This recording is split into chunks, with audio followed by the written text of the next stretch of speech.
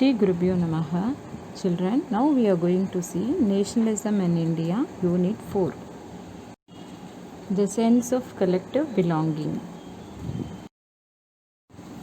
This sense of collective belonging came partly through the experience of united struggles, but there were also a variety of cultural processes through which nationalism captured people's imagination.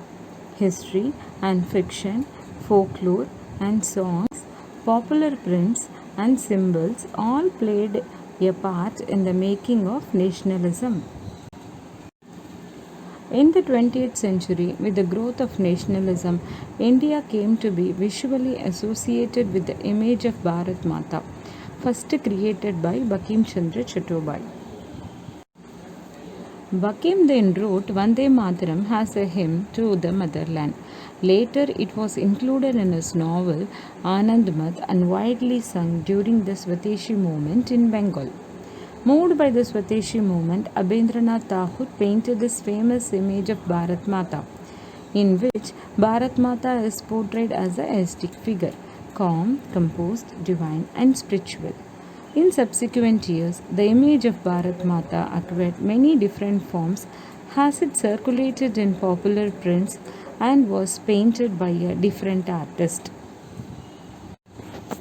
Ideas of nationalism also developed through a movement to revive the Indian folklore. In late 19th century India, nationalists began recording folk tales sung by bards and they toured villages to gather folk songs and legends. These tales believed gave a true picture of traditional culture that had been corrupted and damaged by outside forces. In Bengal, Rabindranath Tagore himself began collecting ballads, nursery rhymes, and myth and led the movement for folk revival. In Madras, Nadesha Sastri published a massive 4-volume collection of Tamil folk tales, The Folklore of Southern India. He believed that folklore was national literature. It was the most trustworthy manifestation of people's real thoughts and characteristics. As the national movement developed, nationalist leaders became more and more aware of such icons and symbols in unifying people and inspiring in them a feeling of nationalism. During the Swadeshi movement in Bengal, a tricolor flag, red, green, and yellow, was designed. By 1921, Gandhiji had designed the Swaraj flag. It was again a tricolor, red, green, and white, and had a spinning wheel in the center representing the Gandhian ideal self-help. Carrying the flag, holding aloft during the marches became a symbol of defiance. Another means of creating a feeling of nationalism was through reinterpretation of history. The British saw Indians as backward and primitive and incapable of governing themselves. In response, Indians began looking into the past to discover India's great achievements. They wrote about the glorious developments in ancient times when art and architecture, science and mathematics, religion and culture, law and philosophy, crafts and trade had flourished.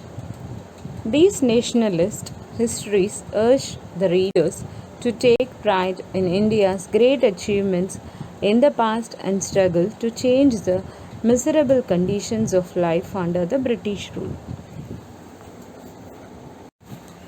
A growing anger against the colonial government was thus bringing together various groups and classes of Indians into a common struggle for freedom in the first half of the 20th century. The Congress, under the leadership of Mahatma Gandhi, tried to channel people's grievances into united, organized movements for independence. But as diverse groups and classes participated in these movements with varied aspirations and expectations, their grievances were wide ranging, and freedom from colonial rule also meant different things to different people.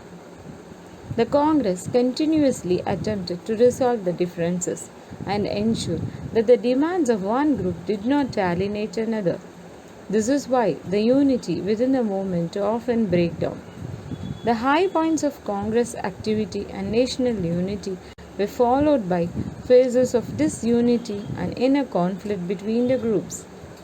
In other words, what was emerging was a nation with many voices wanting freedom from colonial rule.